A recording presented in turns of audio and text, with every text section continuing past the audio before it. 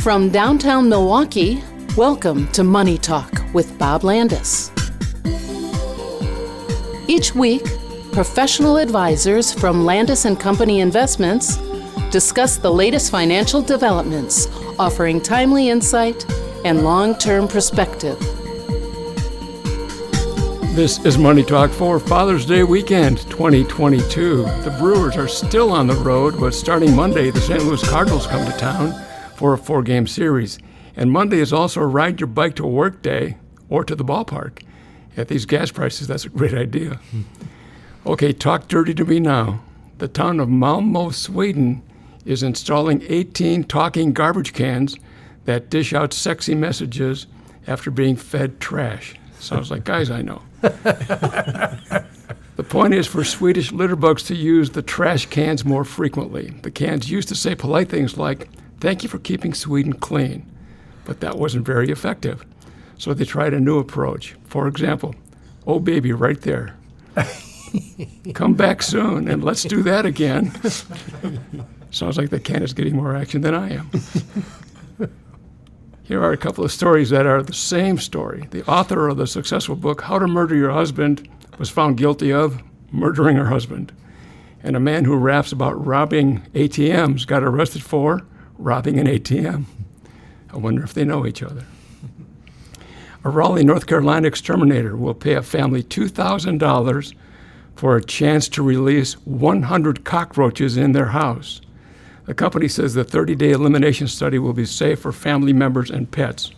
In today's market, 100 cockroaches, no problem. They could probably still sell that house for more than they're asking. And finally, a QAnon cult leader who predicted 6 months ago that President Kennedy would make an appearance at one of their wacky rallies. Of course, he didn't. Well, his cult nut is at it again. He said his math was wrong and JFK will definitely make an appearance this weekend in Dallas. What are the odds JFK stiffs this guy again? On the podcast today we have, in English, not Swedish, we have Dave Sandstrom, Chris Evers, Joel Dresang, and wrapping up the week, here's Kyle Tetting. Well, thanks, Max. A tough week overall for markets. The NASDAQ down 4.8% this week, closing at the bell at 10,798. The S&P down 5.8%, closing at 3674. And the Dow Jones Industrial Average down 4.8%, closing at 29,885. For the year, the Dow now down 16.9%, the S&P down 22.3%, and the NASDAQ down 30.7%. On the week, the benchmark 10-year U.S. Treasury yield moved higher, closing the week at 3.24% after beginning at 3.16%. Maybe a quick look at performance there. But, Chris, I think a bigger story this week than the numbers is certainly what the Fed has decided to do with the overnight rate, the first 3/4 point move in 28 years. Going back to 1994, the last time we really had this type of bond market, the type we've been in. And certainly I think, as you look at the market's response to what's been happening with inflation, expectations for maybe what the economic impact of what the Fed is doing, a lot to digest with the Fed this week. Yeah, sure. I mean, look, the Fed, I think, has admitted that maybe they were initially wrong on their diagnosis of inflation, and they've got to play a little catch-up now. And you saw that with the 75 basis point move. They had all but telegraphed it was going to be 50 basis points. Again, that's 0.5% and 0.75%. In terms of what they would increase the overnight rate by. So they got to play a little catch-up of pushing rates higher. The markets digested that this week. You saw the 10-year Treasury move much higher throughout the week, topping out at about 3.48. So clearly we're seeing a tightening of financial conditions from the Fed, and they're moving forward with a more aggressive path than what they had originally signaled because of the data. It's not really coming down the way that they would have hoped. And Dave, I think the challenge, of course, is that the Fed is chasing this runaway train of inflation. As we're fond of talking about, you don't always know what the impact of what the Fed is doing. You don't really know that impact until months down the road. And so, I think they're operating in this environment in which, they're kind of just doing what they can do now and hoping that the data 3 or 4 months from now reflects the change.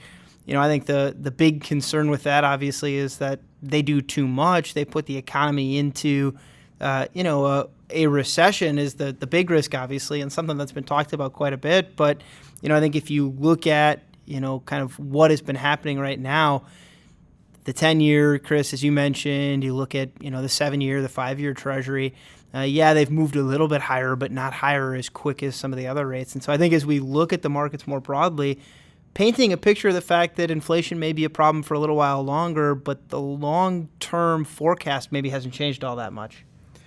Kyle, you're right on the money with the difficulties the Fed's facing as they try to find that sweet spot as they move forward here. And to your point, they won't really know the results of these moves for quite some time. And I think ultimately it's the pace is really secondary to where they end up.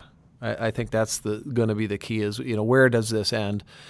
And really, until inflation numbers start to reverse course, the Fed is going to keep raising interest rates, right? That's, part of their strategy here is a dual mandate to provide the country with stable pricing. Is to beat down inflation, and I think they're going to be committed to that until they start to see some progress in those numbers coming down.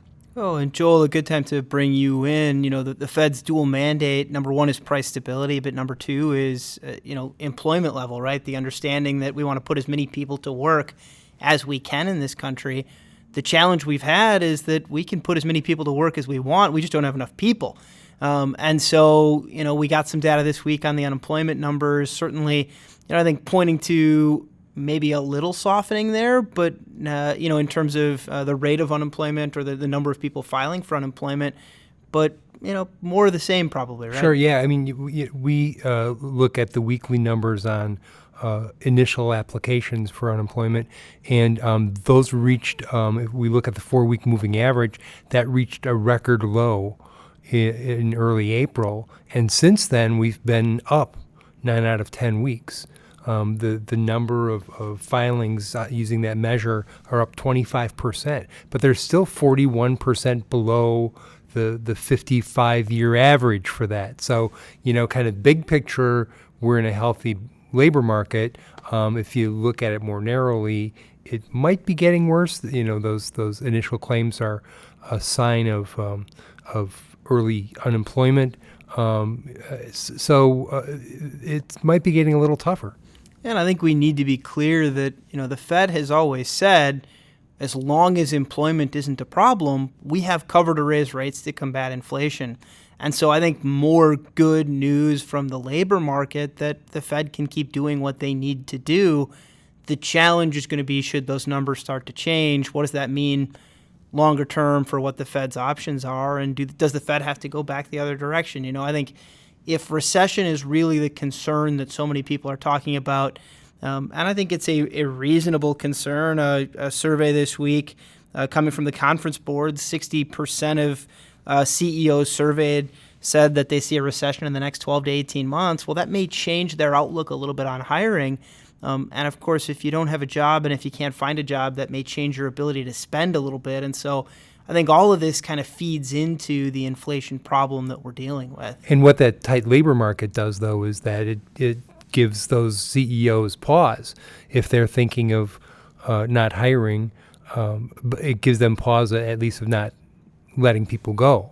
Because in a tight labor force, if they let people go, they might not be able to get anybody back if their businesses, start needing people again. Yeah, and so again, I think all of this points to a market that while we're still trying to digest what the Fed has done this week, while we're still trying to get a handle on inflation, the vast majority of the economic indicators are pointing to an economy that is mostly healthy. Yeah, and we're starting to see things slow down a little bit, which, I guess the Fed would hope for, right?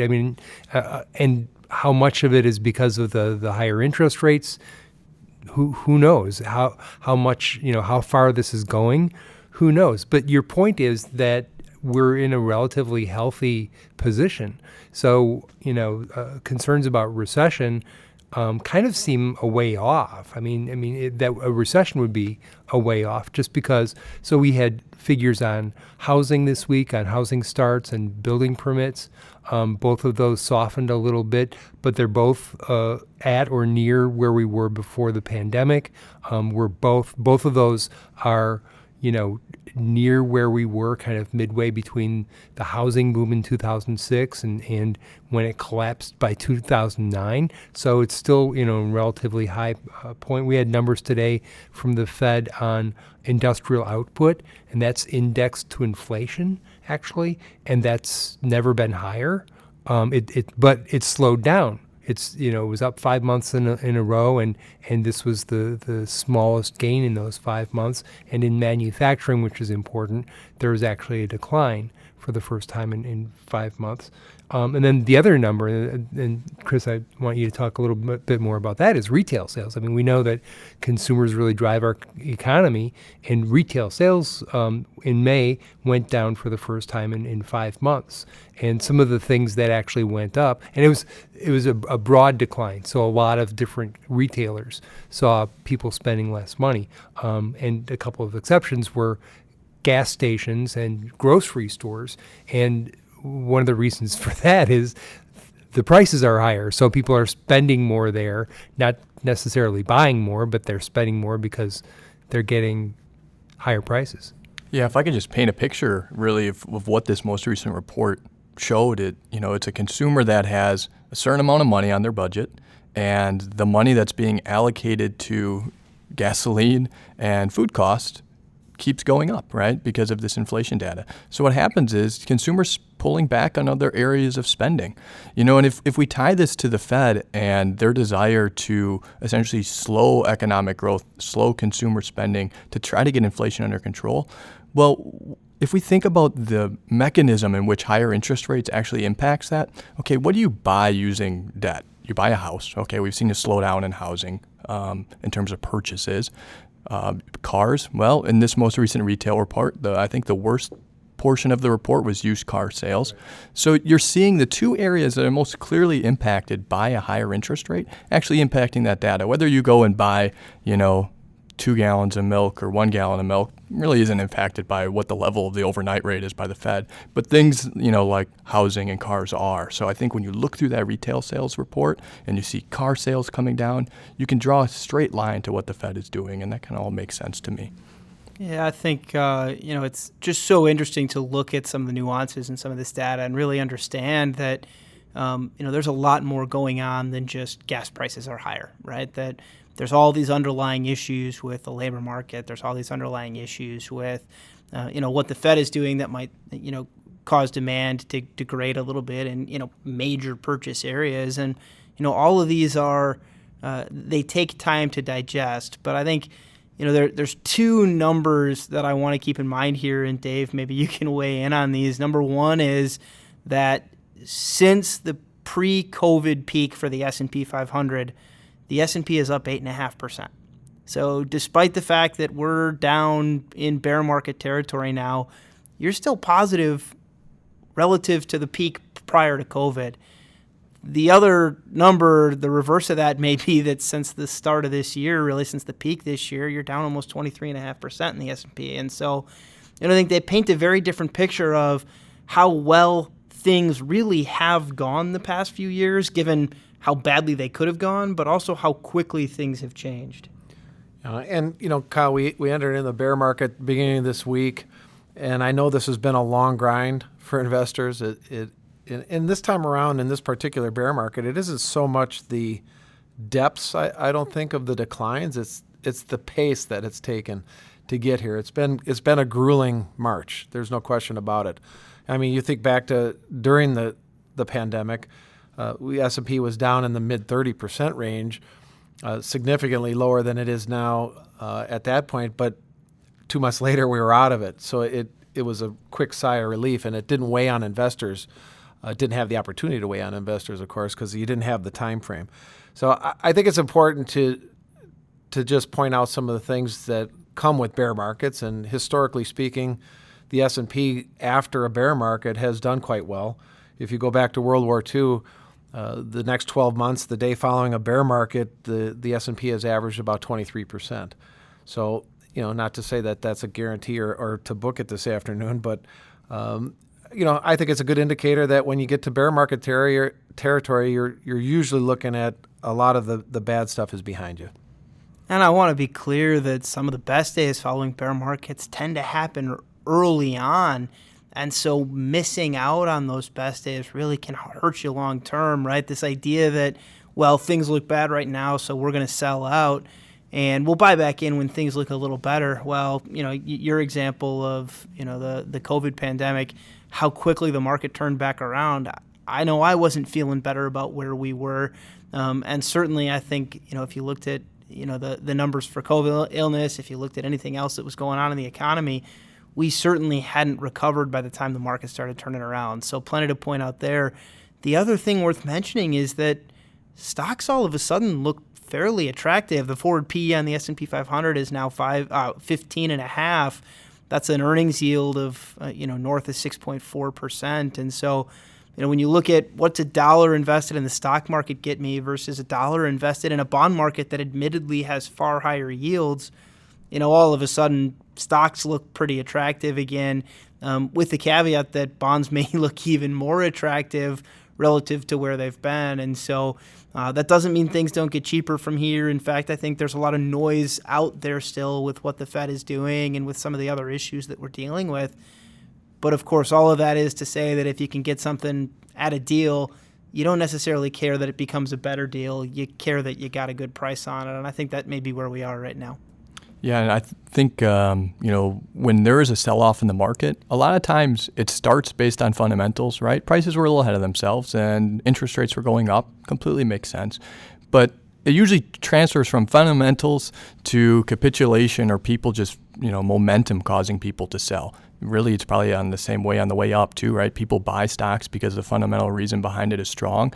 And eventually near the end of the cycle, people are buying stocks because they've made money, not because, hey, I'm buying a company that's generating good cash flow for what I'm paying. No, somebody's buying stocks because look at what they've done the last 10 years.